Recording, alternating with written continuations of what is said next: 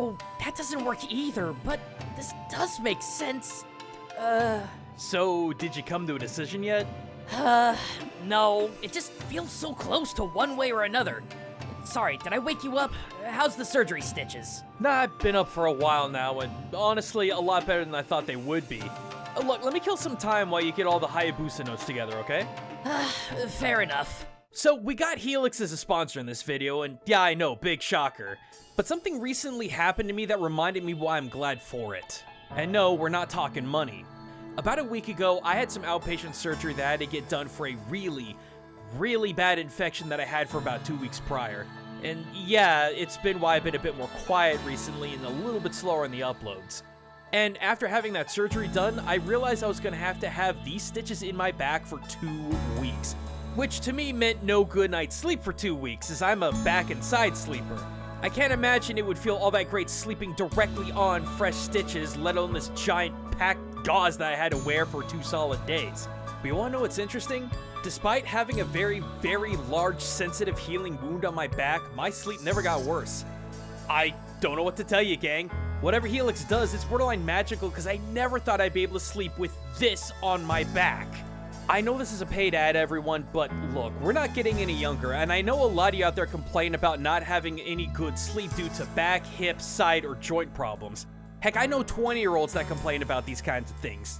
So, look, do you want a good, solid bed that you can literally sleep on with injuries and still stay comfortable?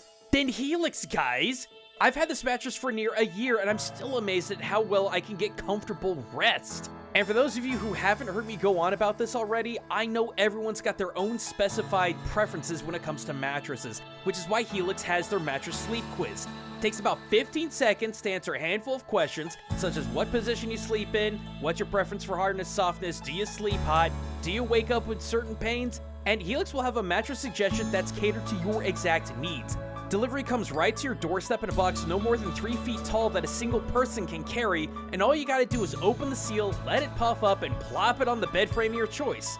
With a 100-night sleep trial to make sure this is absolutely the best mattress you've ever slept on, and completely free shipping to the US. So if you want to get the best sleep you're ever gonna get, punch my link in the description and check out Helix's fall savings event where you can get 20% off the entire freaking store. Based on my experience with the last month of my physical health, I cannot recommend this enough. I have never been more comfortable in a time I thought I never could be. So check it out, gang. Alright, my guy, you about set to get this witch ninja underway? Yeah, I think I got this one figured out. Cool, I'll leave you to it. I'm gonna go lie back down. Pain meds and the antibiotics are finally kicking in. You know, it's actually kind of weird. We've been doing Witch Ninja for, what, 8 years or so now? 56 videos? And we've gone through all different kinds of pop media ninja. Some good, some bad, some well-known, some obscure, some you wouldn't even believe are ninja. But imagine our shock when we realized that we've never talked about one of the most recognizable and quintessential ninja in the history of video games, Ryu Hayabusa. I mean, we've referenced him a few times here and there, but we really never sat down with the shinobi and really analyzed him from a historical perspective. Well, that changes today. Mostly thanks to our patrons who apparently are chomping at the bit to have us dig into him. Besides, with Ninja Gaiden 4 coming out in, I think, less than a week, it's about time we cover Hayabusa in full. But here's the thing, gang. I've poured over a dozen of his games, both 2D and 3D, and I'm struggling to find a conclusion. Because depending on how you look at his design, his actions, his weapons, his tools, and even the very way he handles conflict, I just don't know whether he's good or bad. Walk with me through my notes and maybe you'll help me understand what I'm going on about here and help me draw a conclusion. So, first up, let's talk about his attire and design, as that's going to be the first thing that hits anyone looking at this guy.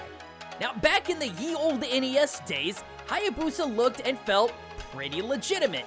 Based on the box art of the first 3 games, what do we see? Immediately, a blue Shozoku. And, as we've said in the past many times, real ninja wear blue. But honestly, it's more than that. While the red accented Tekko are a bit distracting and make him pop out a bit, as well as those 80s pro wrestler arms, the rest of the Shozoku is extremely plain and fits around the body. If you were to compare this to everything we currently know from places like the Iga Ninja Museum, you'd be looking at a relative 1-to-1 here, with the only true difference being the fact that Ryu has a metal Hachigane on his forehead.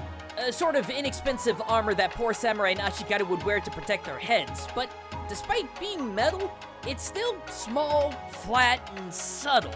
One of the problems with this kind of Hachigane is that it's really reflective of light, but this is so small it might not be that big of a problem. And when talking about the actual Ryu that we see in the NES game's cutscenes, he's even more historical. Completely in a navy blue shozoku, even those arm guards that we saw in the box as red are in fact blue.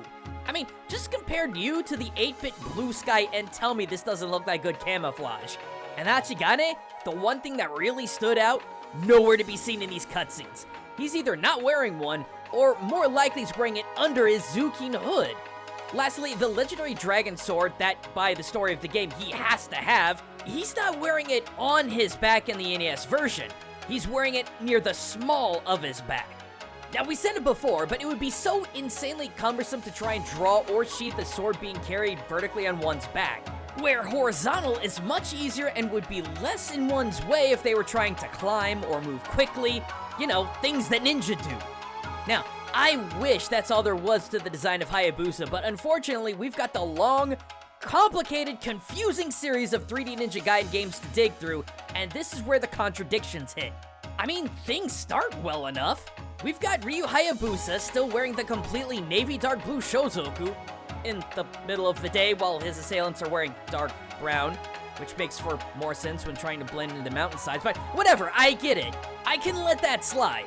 And he still has that Hachigane on his head, potentially making his forehead have the brightness of a lighthouse if the sun reflects off of it, but still not outside the realms of historical fact.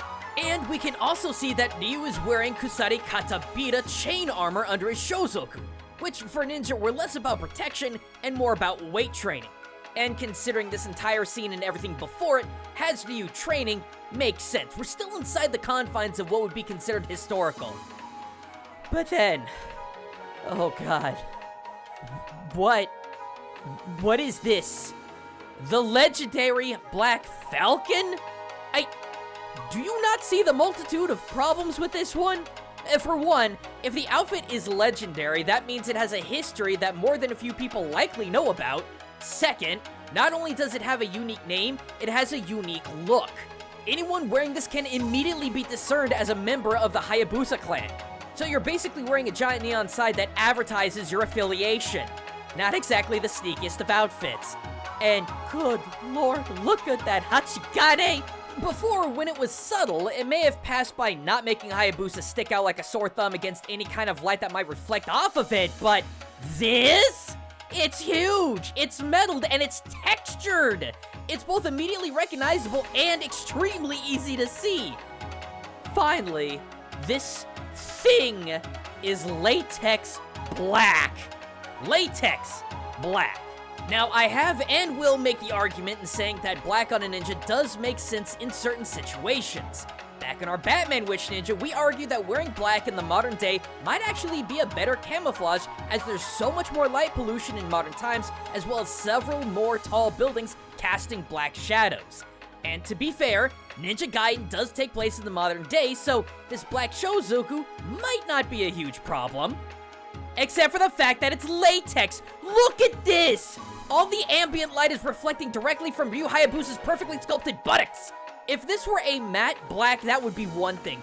But due to the material that the legendary Black Falcon is constructed from, any amount of light is going to showcase Ryu's rippling muscles and contoured light. I just... Okay, well how about movesets? 2D Hayabusa, if nothing else, is more believable. He runs, he jumps, he climbs, he wall jumps, and he does swing the dragon sword.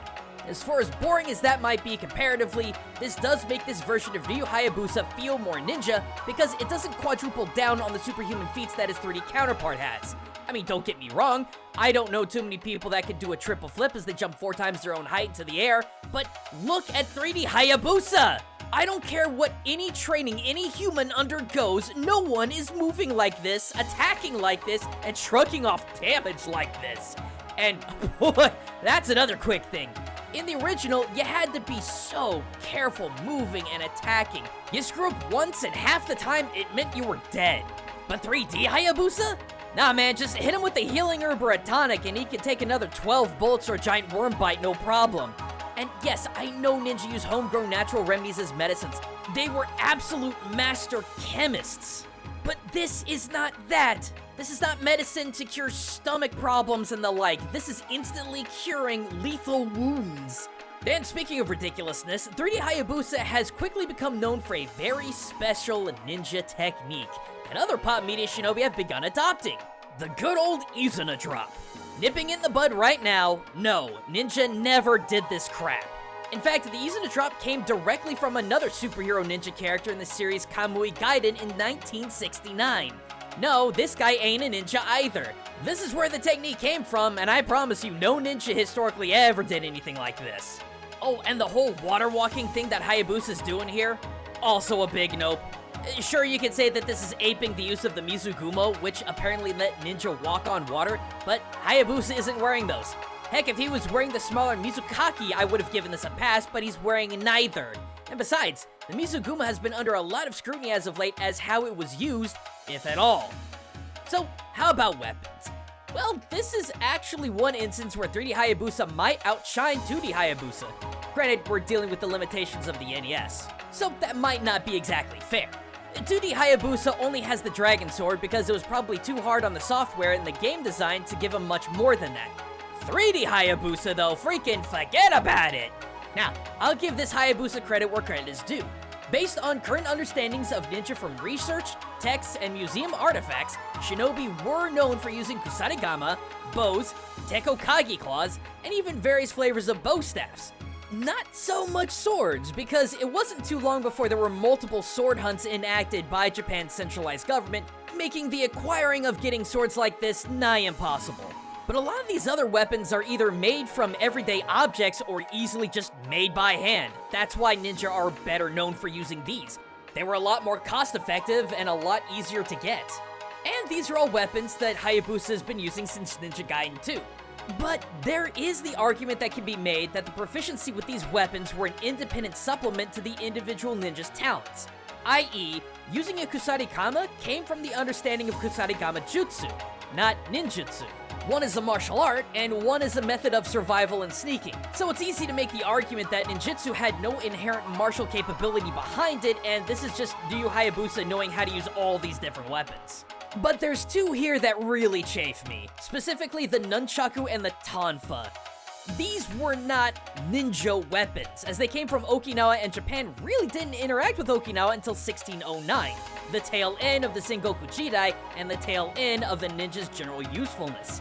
Maybe these two weapons made their way into Japan from 1429 onward when there was basic trade with Okinawa, but considering the lack of historical reaccounting, I'm gonna go ahead and say that no, these were not commonplace ninja weapons. And no, don't get me started on the 100-pound greatsword Hayabusa has in 2. No ninja's insane enough to carry something that heavy on their person. Oh, and let's not forget that freaking Ozutsu cannon. Did ninjas use cannons? Sometimes, sure, we've got proof of that. Did they strap them on their back and use them as primary projectile weapons? Not a freaking chance.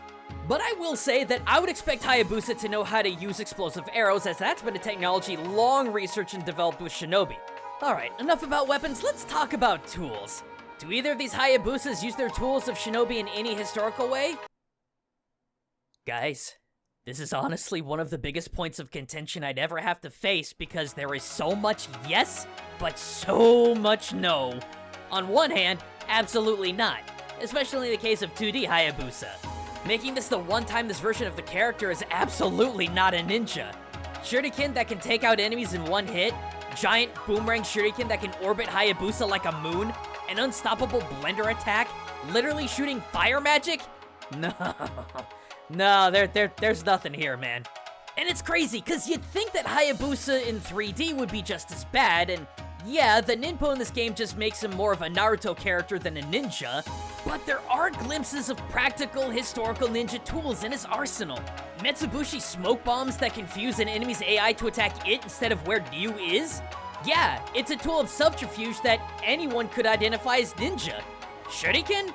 Well, in this game, they actually have more historical use than the 2D games. Because in this case, shuriken really don't injure enemies all that much, but they instead stun them to make them more susceptible to attack. Which, while ninja would usually use Shuriken as a distraction to get away from a fight, to use it as a distraction to create an opening makes a lot of historical sense. And then we got Hayabusa using a Kaikina on the upcoming Ninja Gaiden 4, one of the Shinobi Rokuku. Absolutely no notes. So yeah, can you understand why I feel so conflicted about whether this guy's a good ninja or not? Finally, this is the thing that has me completely on the fence. And it comes not from design, weapons, tools, or anything within the game's universe, but rather from the gameplay of both of these Ninja Gaiden games. It is extremely hard to explain to someone who's never played any of these games, but in a word, in order to do well in these games, you have to enter a kind of flow state. These are not games where you think carefully of your next move. You literally have to trust your intuition about what you're gonna do next, or else you're just dead. Granted, the 3D Ninja Gaidens give you a lot more leeway because you have so many healing items, but still, you're taking a lot of damage real quick. But there is still something to say about the 3D Ninja Gaiden games, because while in all the gameplay footage that I've been showing it looks like Ryu's unstoppable, this footage is from folks who understand its mechanics to a point where there is no planning, no blatant decision making. It is all just pure reflex. And here's the funny thing about hesitation and ninja. Within the Bansen Shukai, there are a number of different passages that talk about how it's not only bad for a ninja to hesitate in action as it will probably cause mistakes, but how that all ties in directly to their philosophy of life and death. My favorite passage of this being Volume 3, Seishin 2. Therefore, if you keep moving forward without fear of death, you may not die. While, if you like to live too much and hate to die and run away through fear for your life, you may not survive. Thus, whether you advance or retreat does not matter, as you will survive according to heaven's discretion. So why would you not take the chance to live by advancing and then trying to survive and running away?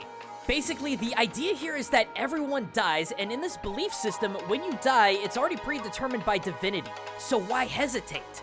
You're just as likely, if not more likely, to die with feelings and actions of hesitation. In a weird, similar vein, with these games, you cannot hesitate, because one hesitation can create a gap just big enough for the enemy to kill you. Do I think that Koei Tecmo and Team Ninja had the Shinobi philosophy in mind when designing this game? I doubt it. But accidental or not, it's a pretty ninja concept. So, do you see why I can't make up my mind? It's like there are so many reasons why they're pretty solid ninja, and just as many that they're not. It just... Alright! Look, I can't sleep with all this racket, so let me see if I can help you out, bud. Okay. What is the historical job of the Shinobi? To infiltrate and gain intelligence and return it to their superior? Correct. And does Ryu Hayabusa do any of that? No, he mostly just murders things. In fact, the constant killing is what actually is a pretty big plot point of Ninja Gaiden 3. Well, then, you have your answer. Huh, I guess that's fair. But honestly, I think that's all kind of moot. I mean, this is a video game, we're supposed to be having fun. And if Ryu Hayabusa was a real ninja, there's absolutely no way he'd survive in the world that he lives in. I mean, for crying out loud, Hayabusa has gone up against werewolves, vampires, otherworldly fiends, dinosaurs, zombies, skeletons, spider ninjas, ninja spiders, yurei samurai, cyborgs, tanks, helicopters, and even his own psyche. If Ryu Hayabusa was a good ninja, he'd probably be dead a long time ago. Not really his fault he's a walking blender, there's just less to spy on this world than there is to defeat. You know, that makes me wonder if people are gonna ask us to do a Witch Ninja on Yakuma after 4 comes out.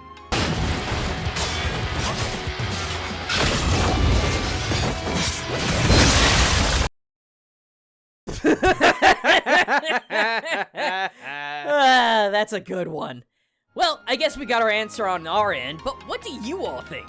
Despite the consistent conflict and murder blending, do you think Ryu is actually a good ninja? Is there something we missed? Let us know in the comments, and thanks for watching. And thank you to Helix for sponsoring us today. Again, punch our link in the description if you're in need of the best sleep you're ever gonna get, with a full site-wide 20% off discount going till the 30th. And finally, the greatest thank you to our longtime patrons who have literally kept us alive for a decade at this point. Glad to see so many of you really fired up on a Witch Ninja on Ryu Hayabusa, and I hope we answered all your lingering questions. And if you want to have an inside look into our videos, help us decide topics, or even have a one-on-one conversation with us, consider jumping in to be a supporting member too. It goes a lot further than you may realize.